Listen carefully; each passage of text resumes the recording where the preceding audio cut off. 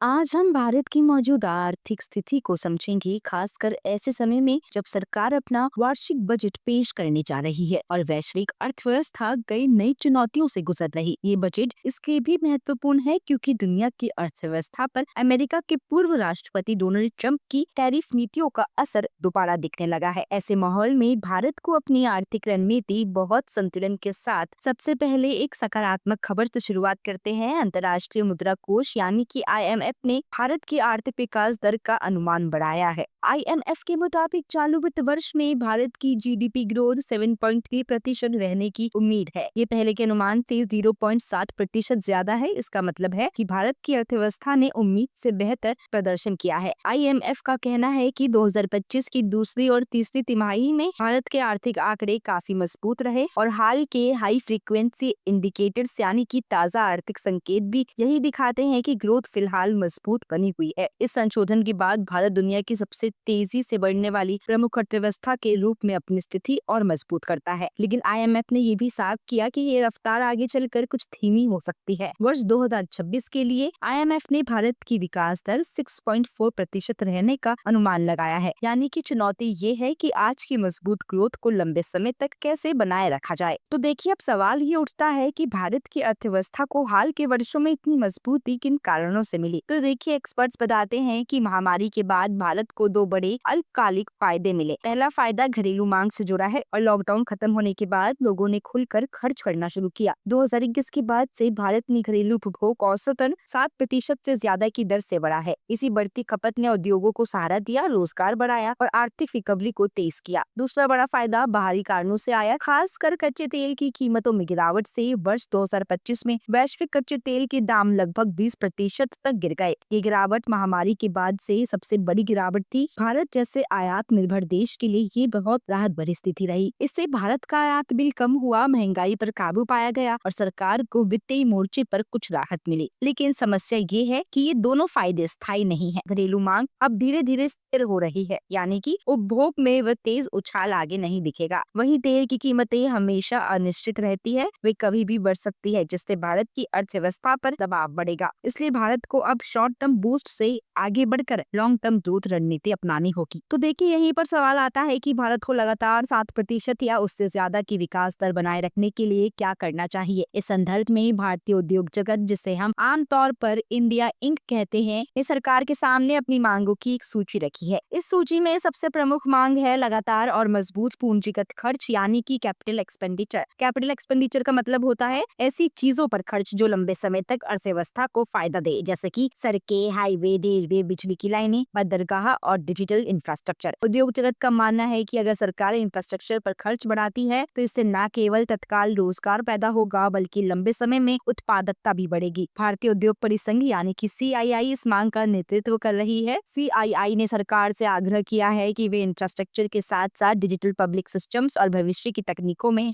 निवेश बढ़ाए। इनमें artificial intelligence, robotics, clean energy और बायोटेक्नोलॉजी जैसे सेक्टर शामिल है। ये ऐसे क्षेत्र है जो आने वाले दशकों में वैश्विक अर्थव्यवस्था की दिशा तय करेंगे। इसके अलावा उद्योग जगत की एक और अहम मांग है मैन्युफैक्चरिंग सेक्टर पर टैक्स का बोझ कम करना, खासकर टेक्नोलॉजी से जुड़े उद्योगों के लिए। फिलहाल भारत में कई अहम इलेक्ट्रॉनिक पार्ट जैसे कि कैमरा मॉड्यूल, डिस्प्ले यूनिट और कनेक्टर्स 10% कस्टम ड्यूटीज लगती है। टेक मैन्युफैक्चरर्स चाहते हैं कि इसे घटाकर 5% किया जाए। इसका असर क्या होगा? देखिए, अगर इनपुट पर टैक्स कम होगा तो उत्पादन लागत घटेगी। इससे भारतीय उत्पाद अंतर्राष्ट्रीय बाजार में ज्यादा प्रतिस्पर्धी बनेंगे। इसका सीधा फायदा निर्यात बढ़ाने और मेक इन इंडिया को मजबूत करने में मिलेगा। यानी कि ये मांग केवल उद्योग के हित में नहीं है बल्कि देश की समग्र आर्थिक रणनीति से भी जुड़ी हुई है। अगर हम वैश्विक परिप्रेक्ष्य देखें तो IMF की रिपोर्ट बताती है कि दुनिया की अर्थव्यवस्था तमाम व्यापारिक तनावों और टैरिफ युद्धों के बावजूद अपेक्षाकृत स्थिर बनी हुई है। IMF के अनुसार वैश्विक विकास दर 3.3% पर स्थिर रहने की उम्मीद है, जो कि पहले अनुमान से 0.2% ज्यादा है। ये लचीलापन मुख्य रूप से हाई टेक सेक्टर में बढ़ते निवेश की वजह से है। रिपोर्ट में अमेरिका का उदाहरण दिया गया है, जहां IT और टेक्नोलॉजी में जबरदस्त निवेश हो रहा। इसका असर केवल अमेरिका तक सीमित नहीं है बल्कि इसका फायदा एशिया जैसे क्षेत्रों को भी मिल रहा है। यानी कि जब बड़ी अर्थव्यवस्थाएं टेक्नोलॉजी में निवेश बढ़ाती है तो उसका पॉजिटिव प्रभाव पूरी दुनिया में फैलता है। तो अब सवाल ये है कि क्या भारत भी इसी रास्ते पर चलेगा? तो जवाब है हाँ, लेकिन ये आसान नहीं होगा। भारत को एक साथ कई मोर्चों पर संतुलन बनाना होगा। एक तरफ उसे वैश्विक झटकों जैसे जैसे कि टैरिफ और भू राजनीतिक तनावों से खुद को बचाना है और दूसरी तरफ तेज आर्थिक विकास को बनाए रखना है। अब तक भारत ने ये संतुलन काफी हद तक सफलतापूर्वक साधा है। मजबूत घरेलू मांग, नियंत्रित महंगाई, इंफ्रास्ट्रक्चर पर बढ़ता खर्च और डिजिटल सिस्टम्स की मजबूती ने भारत को सहारा दिया। लेकिन आने वाले वर्षों में ये चुनौती और जटिल होगी। इसलिए आगामी बजट से उम्मीद की जा रही है कि वे केवल तात्कालिक राहत तक सीमित न रहे, बल्कि लंबी अवधि की स्पष्ट रणनीति पेश करे। ऐसी रणनीति जो निवेश को बढ़ावा दे, टेक्नोलॉजी और मैन्युफैक्चरिंग को मजबूत करे और साथ ही में भारत को वैश्विक आर्थिक अनिश्चितताओं के बीच स्थिर और तेजी से बढ़ती अर्थव्यवस्था बनाए रखे। तो यही आज के भारत की आर्थिक स्थिति की सबसे बड़ी तस्वीर है।